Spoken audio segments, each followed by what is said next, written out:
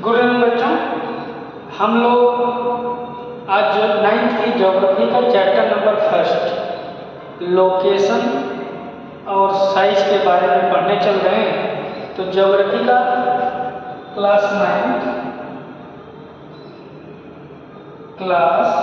9th geography chapter first, class 9 का geography chapter first, location and size of India. India के location और size के बारे में हम स्टडी करेंगे इस चैप्टर में। सभी लोग कॉपी और पेन के साथ स्टडी करने के लिए बैठेंगे। कॉपी और पेन आपके पास होना चाहिए और जो जो चीज़ हम बताते चलें सब चीज़ को नोट करते चलिए। बहुत ही इजी लैंग्वेज में और बहुत ही आसान शब्दों में हम लोग इसे पूरे चैप्टर को कवर करेंगे।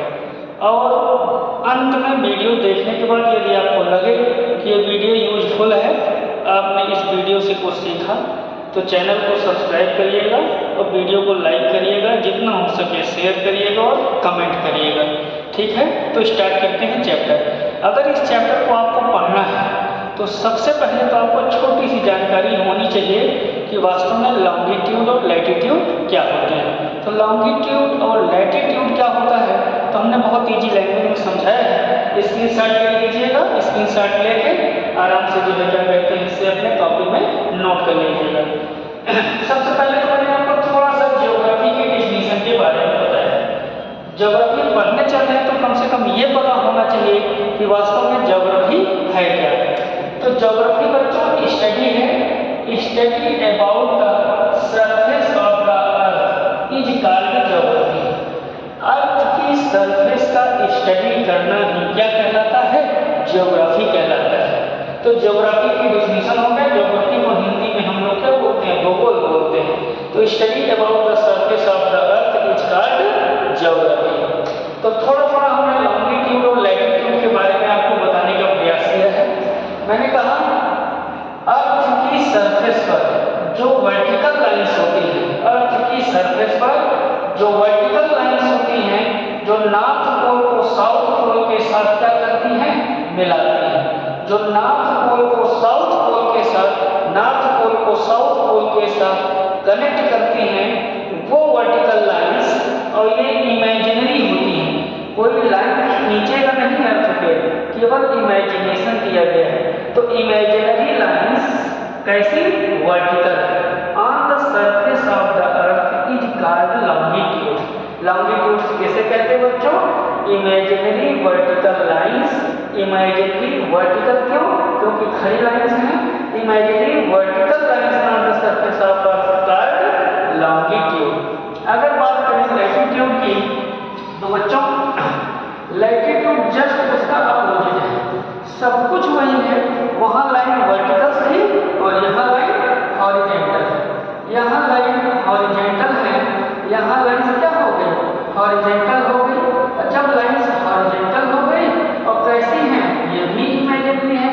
Imaginary horizontal lines on the surface of the earth is are called latitudes.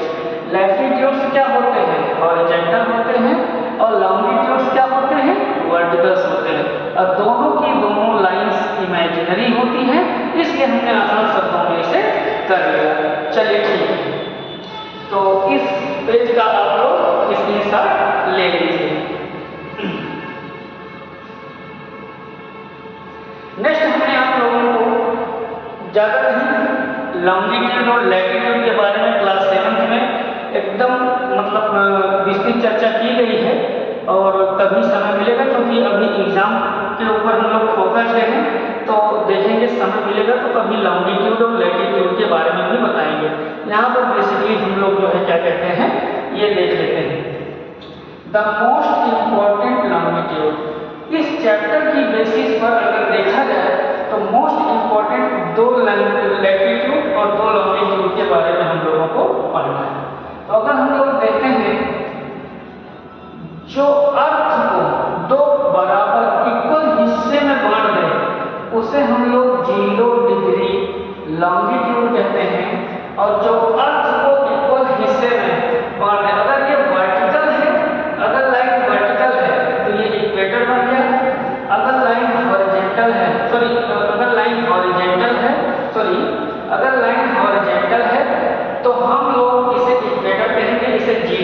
Equator जो अर्थ को दो बराबर हिस्सों में बांटे, 0 डिग्री, जिसे हम लोग क्या बोलते हैं, इक्वेटर। ठीक है, ये हॉरिजॉन्टल लाइन है, इसलिए इसे हम लोग इक्वेटर कहेंगे। ऊपर वाले हिस्से को हम लोग नॉर्दर्न हेमिस्फीयर कहते हैं और नीचे वाले हिस्से को हम लोग सदर्न हेमिस्फीयर कहते हैं। इक्वेटर वो लाइन है, वो लैटिट्यूड है जो अर्थ को दो बराबर हेमिस्फीयर में डिवाइड करती है, नॉर्दर्न हेमिस्फीयर और सदर्न हेमिस्फीयर। अब अगर हम लॉन्गिट्यूड की बात करें तो 0 डिग्री लॉन्गिट्यूड को हम लोग प्राइम मेरिडियन कहते हैं और इसे ग्रीनविच लाइन और इंटरनेशनल स्टैंडर्ड टाइमलाइन भी कहा जाता है। International standard timeline, Greenwich line. क्यों इंटरनेशनल स्टैंडर्ड टाइमलाइन कहा जाता है, क्यों ग्रीनविच लाइन कहा जाता है, सबके पीछे अपना अपना कारण है, मगर इस चैप्टर के लिहाज से आपको जानना है कि 0 डिग्री लॉन्गिट्यूड जिसे हम प्राइम मेरिडियन कहते हैं, ग्रीनविच लाइन कहते हैं, इंटरनेशनल स्टैंडर्ड टाइम लाइन कहते हैं, ये भी अर्थ को दो इक्वल हिस्से में बांटता है। ईस्टर्न हेमिस्फीयर, इधर वाले पार्ट को हम ईस्टर्न हेमिस्फीयर कहते हैं और इधर वाले पार्ट को हम वेस्टर्न हेमिस्फीयर कहते हैं। ठीक है, अगर हम लोग इक्वेटर की बात करें तो इक्वेटर 0 डिग्री लैटिट्यूड है। 0 डिग्री लैटिट्यूड अर्थ को दो बराबर इक्वल हिस्से में बांटता है, नॉर्दर्न हेमिस्फीयर और सदर्न हेमिस्फीयर। क्लियर है, इसका भी आप लोग स्क्रीनशॉट ले लीजिए।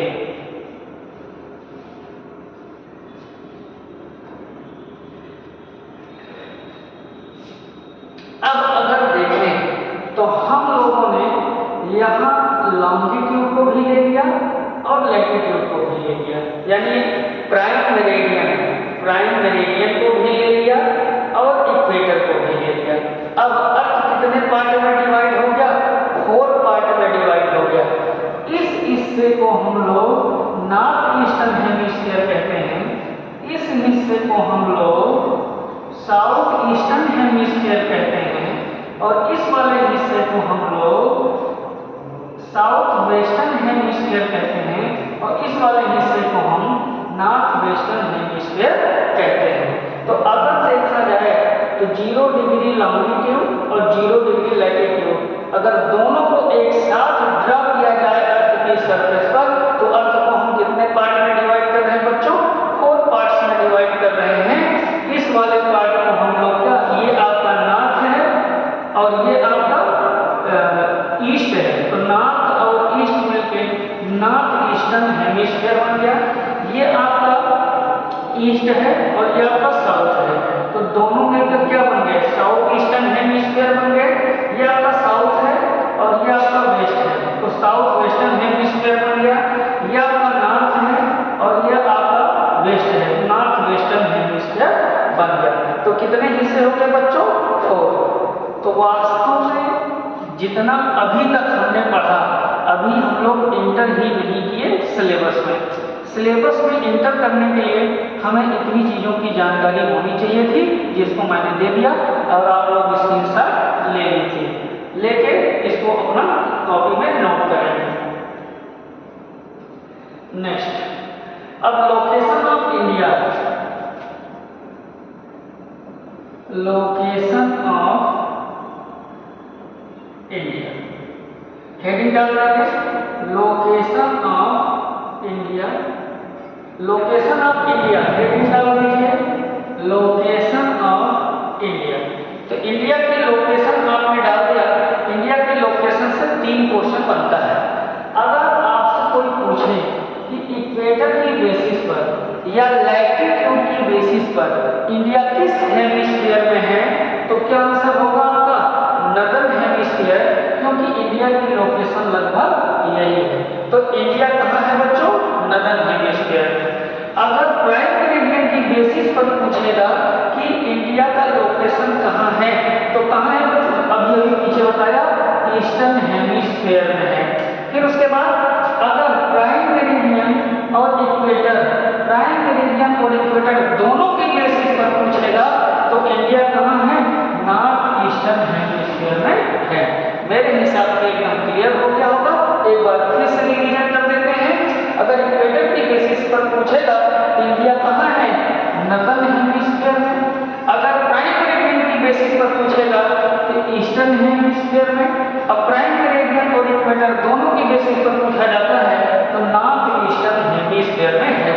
तो वास्तव में आपके जो बुक है, बुक में केवल ये बात अकेले दी गई है, मगर हम लोग अगर लोकेशन के बारे में पढ़ रहे हैं तो ये बातें भी हमें आनी चाहिए। मेरे हिसाब से आपको समझ में आ गया होगा, इसके साथ ले लीजिए।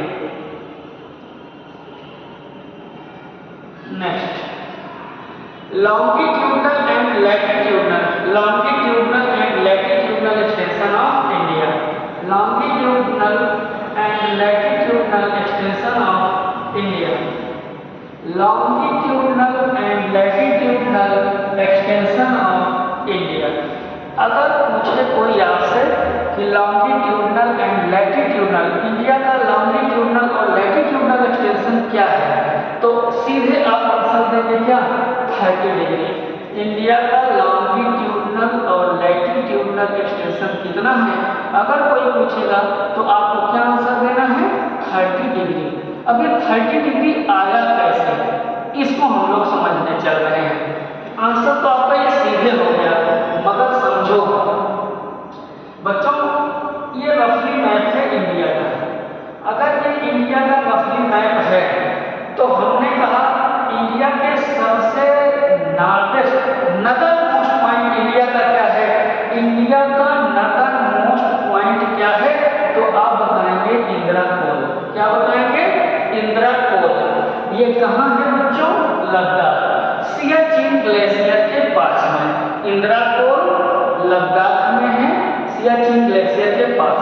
अब ये लाइन कैसी है, लाइन लेटी हुई है, हॉरिजॉन्टल है, तो इसका मतलब ये लैटिट्यूड है। तो अगर कोई आपसे पूछे कि इंदिरा कोल से कौन सा लैटिट्यूड गुजरता है, तो इंडिया कोल से कौन सा लैटिट्यूड गुजरता है बच्चों, 37 डिग्री 6 मिनट नॉर्दर्न लैटिट्यूड गुजरता है। कौन सा लैटिट्यूड इंदिरा कोल से होकर गुजरता है, 37 डिग्री 6 मिनट नॉर्थ लैटिट्यूड कहाँ से होकर गुजरता है, इंदिरा कोल से। ये इंडिया का सबसे नॉर्दर्न मोस्ट पॉइंट है, सबसे उत्तरी बिंदु है। अब अगर आपसे पूछे कि इंडिया का मेनलैंड, ये इंडिया की मेनलैंड है, इंडिया की मेनलैंड से सदर्न मोस्ट पॉइंट, इंडिया की मेनलैंड का सदर्न मोस्ट पॉइंट कौन है, तो बच्चों क्या बताएंगे, कन्याकुमारी। यहाँ से इंडिया की कन्याकुमारी, ये क्या है, कन्याकुमारी, कन्याकुमारी से इंडिया का सदर्न पॉइंट क्या हो जाता है, मेनलैंड का खत्म हो जाता है बच्चों। और ये कहाँ है, तमिलनाडु में। ये कहाँ है, तमिलनाडु में। फिर से वही क्वेश्चन कि कन्याकुमारी से या नॉर्दर्न सदर्न मोस्ट पॉइंट से कौन सा लैटिट्यूड गुजरता है, तो आप क्या बताएंगे, 8 degree 1 degree 4 minute northern latitude, 1 degree 4 minute north latitude कहाँ से होकर गुजरता है, कन्याकुमारी से, जो कि इंडिया का सदर्न मोस्ट पॉइंट है। 37 degree 6 minute northern latitude Indira col, जो कि इंडिया का नॉर्थ मोस्ट पॉइंट है, लद्दाख में है, गुजरता है। कौन, तो ये हो गया। अगर इन दोनों के बीच का डिफरेंस देखेंगे तो ओवरऑल लगभग कितना आएगा, 30 डिग्री। तो ये प्रूफ होता है कि लॉन्गिट्यूडनल एक्सटेंशन, लैटिट्यूडनल है, लैटिट्यूडनल एक्सटेंशन इंडिया का कितना है, 30 डिग्री। इनको आपस में घटाएंगे तो ओवरऑल कितना आंसर आएगा, 30 डिग्री। तो ये लैटिट्यूड, तो लैटिट्यूड के बीच में इंडिया का विस्तार है, तो ये लैटिट्यूडनल एक्सटेंशन हुआ। लैटिट्यूडनल एक्सटेंशन कितने डिग्री होगा बच्चों, 30 डिग्री होगा। समझ गए होंगे, स्क्रीनशॉट ले लीजिए। नेक्स्ट, जैसे हमने लैटिट्यूड के बारे में पढ़ा था, वैसे ही लॉन्गिट्यूड के बारे में भी पढ़ेंगे। ये इंडिया का ईस्टर्न पॉइंट, ये इंडिया का वेस्टर्न पॉइंट। इंडिया का ईस्टर्न मोस्ट पॉइंट ये है, ईस्टर्न मोस्ट पॉइंट मान लिया ये है, और ये स्थान का नाम है बच्चों किबुथु। क्या नाम है, किबुथु। ईस्टर्न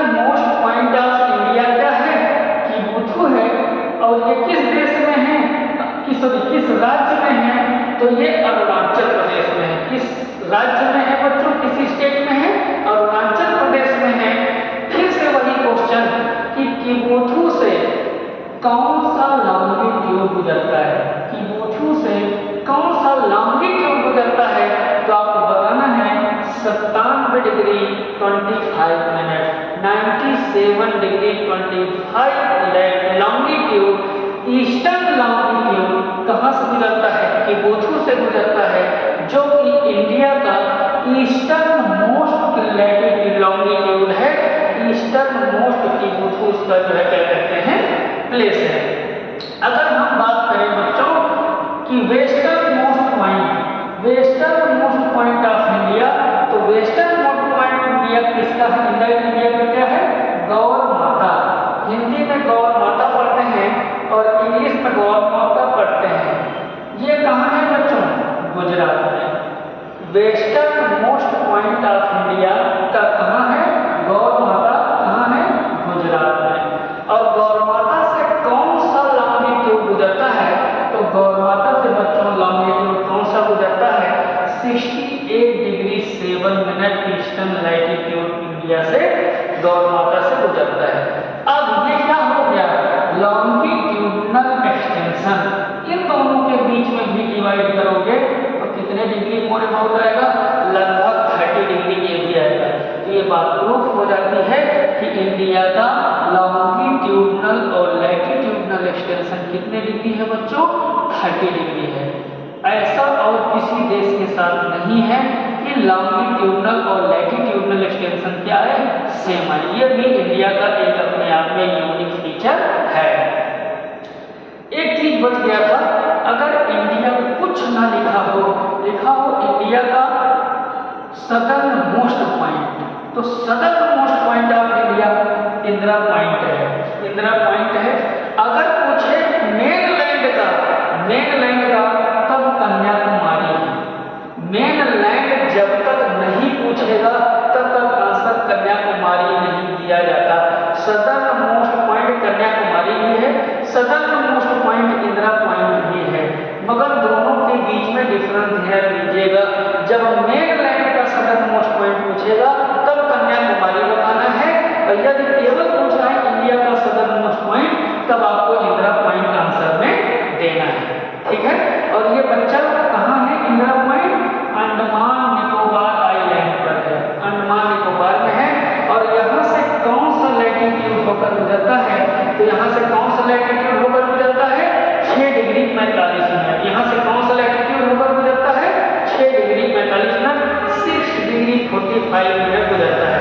मगर इसके बारे में एक इंफॉर्मेशन आपको और रखनी पड़ेगी, ये सबमर्ज हो चुका है। सबमर्ज का मतलब होता है डूब जाना। डूब गया है कहाँ?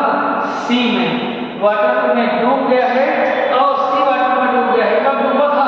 2004 में। किसके कारण? सुनामी के कारण। सुनामी के कारण 2004 में ये सी वाटर के अंदर डूब गया है, जो कि इंदिरा पॉइंट भारत का क्या है? सदर्न मोस्ट पॉइंट इंडिया का क्या है? सदर्न मोस्ट पॉइंट है। ठीक है। मेनलैंड का पूछेगा तो क्या बताएंगे? कन्याकुमारी। केवल लिखा है इंडिया का तो इंदिरा पॉइंट बताएंगे। क्लियर है? ओके, स्क्रीनशॉट ले लीजिए।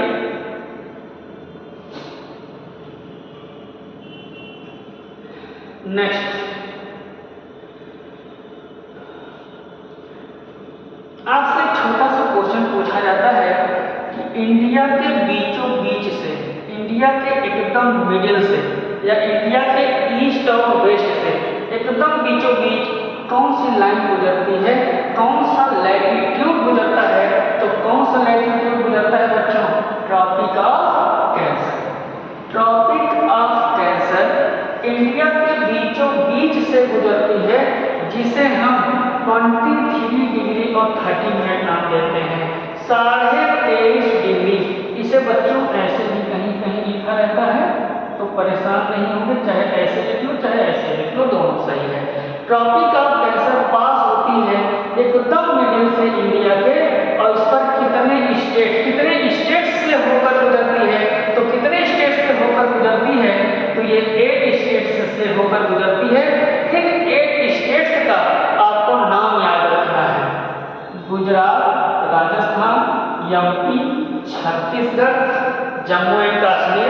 वेस्ट बंगाल, त्रिपुरा, मिजोरम। अब एक चीज ये भी ध्यान रखिएगा, इसका ऑर्डर ईस्ट टू वेस्ट भी पूछ सकता है और वेस्ट टू ईस्ट भी पूछ सकता है। इस बात को ध्यान रखिएगा, क्रम से याद करेंगे। अगर वेस्ट से ईस्ट की ओर जा रहे हो तो गुजरात, राजस्थान, एमपी, छत्तीसगढ़, झारखंड, वेस्ट बंगाल, त्रिपुरा और मिजोरम। अगर ईस्ट से वेस्ट की ओर आ रहे हो तो मिजोरम, त्रिपुरा, वेस्ट बंगाल, झारखंड, छत्तीसगढ़, एमपी, राजस्थान और गुजरात। इनका क्रम भी याद रखेंगे तो समझ में आ गया होगा। इंडिया के बीचों बीच से कौन सी लाइन गुजरती है, कौन सा लैटिट्यूड गुजरता है, तो Tropic of Cancer. Tropic of Cancer की वैल्यू क्या है, 23.23.5 degree, 23 degree 30 minute, 23 degree 30 minute. ऐसे लिखेंगे तो यहाँ मिनट लगाना पड़ेगा, ऐसे लिखेंगे तो डिग्री से काम चलता है। तो ठीक है, आपको पता चल गया होगा, इसको भी स्क्रीनशॉट ले लीजिए।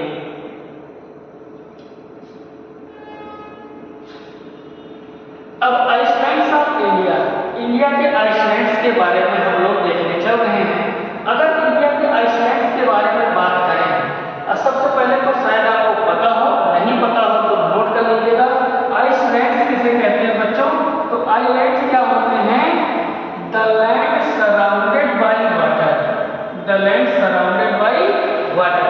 ऐसी लैंड जो चारों तरफ से पानी से घिरी हुई है, जो चारों तरफ से, मान लो ये लैंड है, इसके चारों ओर क्या है, वाटर, इसके चारों ओर वाटर है, तो इसे हम लोग क्या बोलेंगे, आइलैंड बोलेंगे। इसे क्या बोलेंगे, आइलैंड बोलेंगे। आइलैंड वो प्लेस होता है, वो स्थान होता है जो चारों तरफ से पानी से घिरा है। चलिए, तो ये मान लीजिए, अगर हमने माना कि ये इंडिया का रफली मैप है, तो इधर है आपका बे ऑफ बंगाल, आपका ईस्ट साइड, ये आपका ईस्ट हो गया, ये आपका साउथ हो गया, ये आपका नॉर्थ हो गया, ये आपका वेस्ट हो गया। साउथ ईस्ट में अगर देखा जाए तो ये पूरा बे ऑफ बंगाल है, और साउथ वेस्ट में अगर देखा जाए तो ये पूरा का पूरा एरिया क्या है, पूरा का पूरा एरिया आपका ये है। तो इधर है अरेबियन सी और इधर है बे ऑफ बंगाल। अरेबियन सी में पाया जाता है लक्षद्वीप आइलैंड, लक्षद्वीप आइलैंड्स पाए जाते हैं कहाँ, आपके अरेबियन सी में। और बे ऑफ बंगाल में पाया जाता है बच्चों अंडमान निकोबार। अंडमान निकोबार में टोटल कितने आइलैंड्स हैं, तो 572, 572 आइलैंड छोटे छोटे छोटे छोटे दिख रहे हैं पूरा बे ऑफ बंगाल में। और लक्षद्वीप के अंदर कितने आइलैंड्स पाए जाते हैं बच्चों, 36 आइलैंड्स पाए जाते हैं। ये आइलैंड्स पर इंडिया का कब्जा है। इस आइलैंड्स पर बे ऑफ बंगाल में जो है, इस पर भी इंडिया का कब्जा है। अगर देखा जाए इसका जो ओरिजिन है वो कोरल ओरिजिन है। ये किससे बना है, कोरल रॉक से बना है बच्चों। कोरल छोटे छोटे जीव होते हैं जिनके ऊपर की जो मतलब की कवरिंग होती है वो कैल्शियम कार्बोनेट की बनी होती है। और जैसे ही वेदर अनफेवरेबल होता है, ये सब कॉलोनी बनाकर रहते हैं, जैसे ही वेदर अनफेवरेबल होता है ये क्या हो जाते हैं, ये मर जाते हैं। और जैसे वेदर फेवरेबल होता है ये फिर से जीवित हो जाते हैं। तो होता क्या है, एक के ऊपर एक ऐसे परत बनते बनते चट्टान का निर्माण कर लेते हैं। तो ये किससे बने हैं, कोरल ओरिजिन है। इसकी राजधानी क्या है, कावारत्ती है। और ये वॉल्केनिक, इसका ओरिजिन अंडमान निकोबार का ओरिजिन किससे हुआ है बच्चों, वॉल्केनो के इरप्शन से हुआ है। और इसका ओरिजिन हिमालय से। एक मिनट ध्यान दीजिए,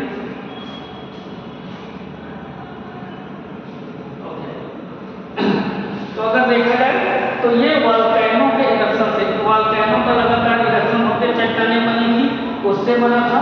और ये जो हिमालय, यहाँ से हिमालय आया और यहाँ बे ऑफ बंगाल में, इधर से बे ऑफ बंगाल आता है, इसके छोटे छोटे टापू निकले रहते हैं।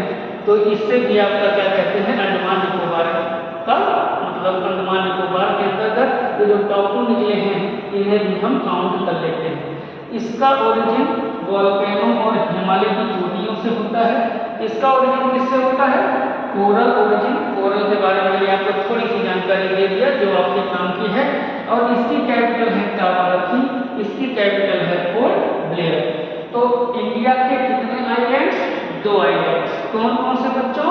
अंडमान निकोबार और लक्षद्वीप। अंडमान निकोबार के बारे में 2-3 इंफॉर्मेशन हमने दे दिया, लक्षद्वीप के बारे में हमने 2-3 इंफॉर्मेशन दे दिया। अगर डिफरेंस भी लिखने के लिए आपको आएगा तो आप लिख सकते हैं, स्क्रीनशॉट ले लीजिए।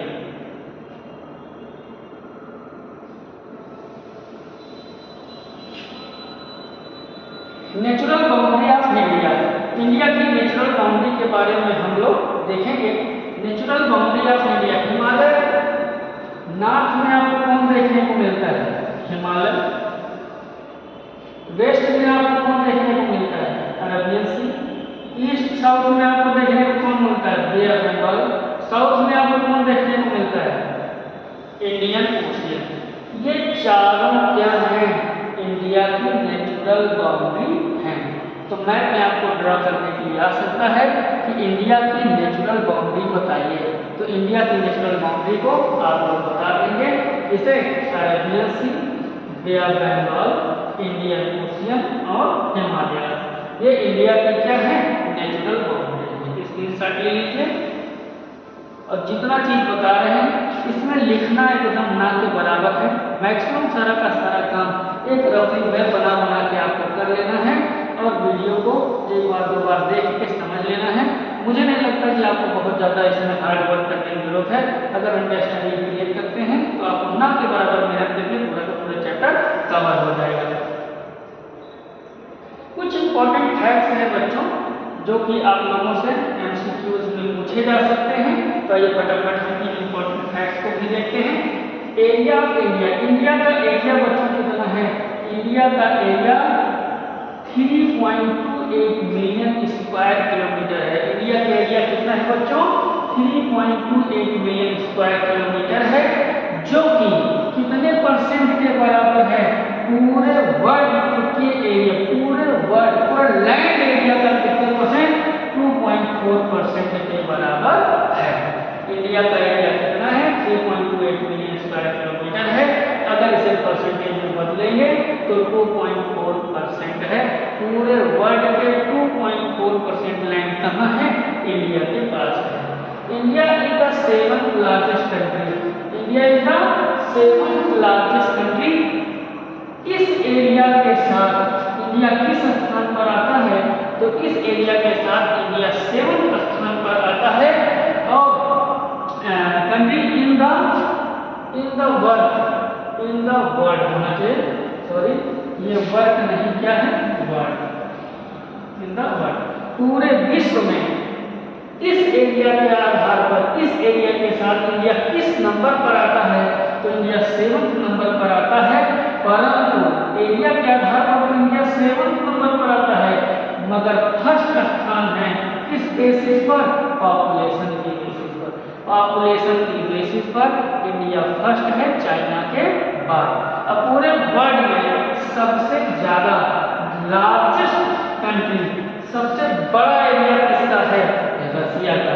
मगर ये दुखद बात है कि मैक्सिमम एरिया इसका साइबेरिया क्षेत्र में आता है, और जो कि क्या है? तो पूरा वर्ष भर पानी से ढका रहता है, सॉरी बर्फ से, पूरे वर्ष भर बर्फ से ढका रहता है। पोलर रीजन का क्षेत्र हो जाता है। ठंड हवाओं के कारण पूरे वर्ष भर यहाँ आइस मतलब बर्फ से ढका रहता है। लैंड बाउंड्री, इंडिया की लैंड बाउंड्री कितना है बच्चों? 15,200 किलोमीटर। इंडिया की लैंड बाउंड्री कितना है? 15,200 किलोमीटर। और कोस्ट लाइन कितना है बच्चों? 7,516.6 kilometre, including Andaman and Nicobar and Lakshadweep. Andaman Nicobar और लक्षद्वीप आइलैंड सबको जोड़ के कोस्ट लाइन इंडिया की कितनी है? कितनी है? 7,516.6 किलोमीटर। और लैंड बाउंड्री की अगर बात की जाए तो 15,200 किलोमीटर है। ये बात समझ में कम आई होगी तो बात को ध्यान से समझें।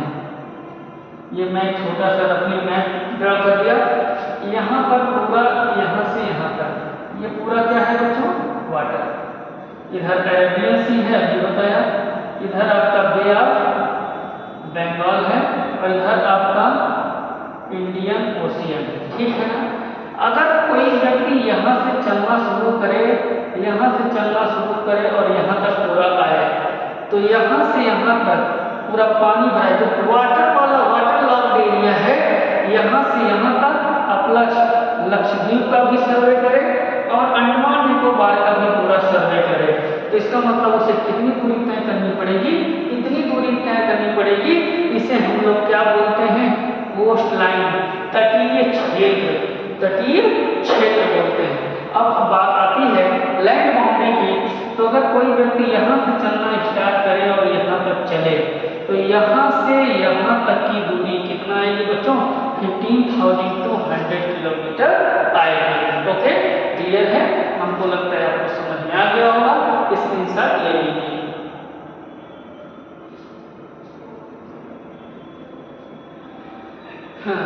Time difference between Gujarat and Arunachal Pradesh क्या है? ये देखो, यहाँ पर गुजरात का लास्ट पॉइंट था गौर माता, यहाँ पर अरुणाचल प्रदेश का लास्ट पॉइंट था किबुथु। करेक्ट, किबुथु और यहाँ के बीच में, किबुथु और गुजरात के लास्ट पॉइंट के बीच में, गौर माता के बीच में कितने घंटे के समय का डिफरेंस आता है? तो केवल आप याद कर लो 2 आवर आता है। टाइम के कैलकुलेशन के ऊपर क्यों ऐसा घट बढ़ जाता है टाइम, तो इस सब के बारे में, टाइम के कैलकुलेशन के बारे में एक छोटा सा वीडियो मैं आपको बना के दूंगा और टाइम का कैलकुलेशन आ जाएगा। अभी एग्जाम के पॉइंट ऑफ व्यू से आपके ऊपर ज़्यादा बर्डन न पड़े, आसानी से जल्दी हम लोग इसे खत्म करना चाह रहे हैं। तो अगर आपसे एमसीक्यू में क्वेश्चन पूछता है कि time difference between Gujarat and Andhra Pradesh, Gujarat और अरुणाचल प्रदेश, गुजरात और अरुणाचल प्रदेश के बीच में या गौर माता और किबुथु के बीच में टाइम का डिफरेंस कितना है, तो आपको कितना बताना है? 2 आवर बताना है। अब इंडिया की लोकेशन आज वर्ल्ड मैप पर इंडिया की लोकेशन कहाँ है? तो 3 तरीके से क्वेश्चन पूछा जा सकता है। एशिया कहाँ है वर्ल्ड मैप में? एशिया में। इंडिया कहाँ है? एशिया में। एशिया का भी 4 हिस्सा, मतलब कि 4 दिशाएं, 4 direction, north, south, east, west. तो कहाँ है? इंडिया साउथ में है। अब साउथ में भी एकदम ईस्ट की साइड में है कि वेस्ट की साइड में है कि मिडिल में है? तो इंडिया एशिया के साउथ में एकदम मिडिल स्थान रखता है। इसका मतलब अगर मान लिया ये एशिया है, तो एशिया के एकदम मिडिल में ये वाला एरिया किसका है? इंडिया। एशिया के साउथ वाले पार्ट में एकदम मिडिल में इंडिया अपना स्थान रखता है। The Suez canal, canal means नहर। अब इसके ऊपर आप लोग देखें स्वेज कैनाल अगर बात करें, स्वेज कैनाल की शुरुआत कब हुई, कब ये ओपन हो गई? तो 1869 में स्वेज कैनाल की शुरुआत हो गई बच्चों। इसकी लोकेशन है इजिप्ट, और ये कनेक्ट कैनाल है तो किसी 2 को जोड़ेगा और किसी 2 को अलग करेगा। किसे किसे कनेक्ट कर रहा है? मेडिटेरियन सी को रेड सी से क्या करता है? कनेक्ट करता है। मेडिटेरियन सी को रेड सी से कनेक्ट करता है।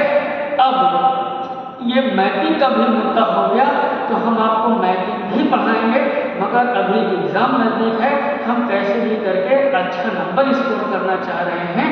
जो विस्तृत क्लास हम लोगों की होगी, वो विस्तृत क्लास हम लोग लेंगे मई या अप्रैल लास्ट से लेना स्टार्ट कर देंगे। तो बहुत विस्तृत आपको एनसीईआरटी के एक्सप्लेनेशन के साथ पढ़ाऊंगा। ओके, तो कनेक्ट करता है किसे? मेडिटेरियन सी और रेड सी को, और सेपरेट किसे करता है? अफ्रीका कॉन्टिनेंट को एशिया कॉन्टिनेंट से क्या करता है? सेपरेट करता है। स्वेज कैनाल कब ओपन हुई? 1869। लोकेशन इसकी क्या है? इजिप्ट। कनेक्ट करता है किसे किसे? मेडिटेरियन सी को रेड सी से कनेक्ट करता है, और सेपरेट अलग अलग किसे करता है? है, अफ्रीका कॉन्टिनेंट को एशिया कॉन्टिनेंट से अलग करता है, और इसके बन जाने की वजह से इंडिया और इंग्लैंड के बीच में 7,000 किलोमीटर की दूरी क्या हो गई, कम हो गई। इंग्लैंड को जो पूरा घूम कर आना पड़ता था अटलांटिक ओशियन से इधर अफ्रीका कॉन्टिनेंट से उधर आना पड़ता था, अब सीधे वो मेडिटेरियन सी से सीधे इंटर कर जाता है रेड सी में और सीधे इंडिया पहुंच जाता है। लगभग 7,000 किलोमीटर का डिफरेंस कम हो गया। तो ठीक है, मेरे ख्याल से समझ आ गया होगा, आप लोग इसका भी स्क्रीनशॉट ले लीजिए। ठीक, नेक्स्ट और कुछ बचे हैं। इन इंडिया में आप लोगों को पता ही होगा 28 स्टेट्स और 8 यूनियन कंट्रीज हैं। 8 यूनियन टेरिटरीज और 28 स्टेट्स। इंडिया में 28 स्टेट्स और 8 यूनियन टेरिटरीज हैं। तो बच्चों ये भी मैपिंग का मुद्दा होता है, तो मैप आप लोग 8 यूनियन टेरिटरीज और 28 स्टेट्स को अपने आप भर लेंगे। अगर कोई समस्या आ रही है, आप फिल नहीं कर पा रहे हैं, तो कमेंट सेक्शन में आप हमें बताएंगे, हम आपको उसको भी बता देंगे। Neighbouring countries of India. India की नाइबरिंग कंट्रीज कितने हैं बच्चों? 7। इंडिया की नाइबरिंग कंट्रीज हैं 7। चलिए एक इस चैप्टर में जो मैपिंग के लिहाज से चीजें हैं, तो हम छोटा सा वीडियो 2 से 5 मिनट का बनेगा, एक शॉर्ट्स टाइप में आपके लिए हम बनाकर दे देंगे। ठीक है, तो नाइबरिंग का मतलब ये होता है जो आपके साथ बाउंड्री साझा करे, जो आपके साथ दोनों की बाउंड्री कॉमन हो। अगर बाउंड्री साझा कर रहे हैं, बाउंड्रीज दोनों की जुड़ी हुई है एक दूसरे के साथ, तो उसे हम क्या बोलेंगे? Neighbouring country.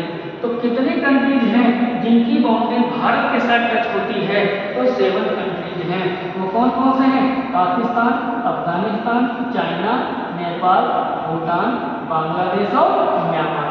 तो 7 कंट्रीज हैं जो इंडिया के साथ बाउंड्री साझा करते हैं। ठीक है बच्चों, तो ये भी समझ में आ गया होगा, इसके साथ ले लीजिए। नेक्स्ट और लास्ट, 1947 के पहले यानी भारत की आज़ादी के पहले भारत में कुल कितने टाइप के स्टेट थे? तो 1947 के पहले, आज़ादी से पहले भारत में कितने टाइप के स्टेट थे? तो बच्चा भारत में 2 टाइप के स्टेट थे। फर्स्ट वाले स्टेट को हम प्रोविंसेस कहते हैं, PROVINCES प्रोविंसेस, और दूसरे टाइप के जो है उन्हें हम इसी स्टेट्स कहते हैं। और तीसरी स्टेट्स पर रूल कौन करता था? लोकल जो राजा थे, लोकल शासक हुआ करते थे, वो प्रोवाइडिंग का प्रिंसली स्टेट्स पर था। मगर ये पूर्णतः काम किसके अंडर में करते थे? अंग्रेजों के अंडर में काम करते थे। काम अंग्रेज ही करते थे, मगर इनडायरेक्टली इनके माध्यम से करवाते थे, रूलिंग इनकी रहती थी।